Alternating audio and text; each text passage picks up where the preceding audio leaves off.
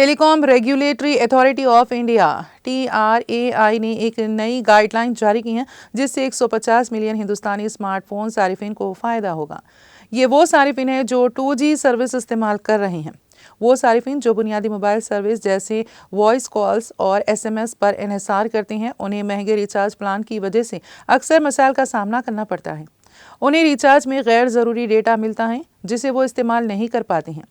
اس کے پیش نظر ٹیلی کام ریگولیٹری اتھارٹی آف انڈیا نے ایک نیا اپ ڈیٹ کردہ رہنما خطوط جاری کیا ہے، جس میں ٹیلی کام کمپنیاں نئے قوانین کے بعد سستے ریچارج پلان متعارف کرائیں گی۔ نئے قوانین کے مطابق تمام ٹیلی کام کمپنیوں جیسے BSNL، جیو، ایئرٹیل اور VI کو ٹاپ اپ واؤچر فراہم کرنے ہوں گے جو ₹10 کی ابتدائی قیمت پر دستیاب ہوں گے۔ اس کے علاوہ ایک بڑے اپ ڈیٹ میں ٹیلی کام ریگولیٹری اتھارٹی آف انڈیا نے اسپیشل ٹیرف واؤچر STV کی میعاد کو 90 دن سے بڑھا کر 365 دن کر دیا ہے۔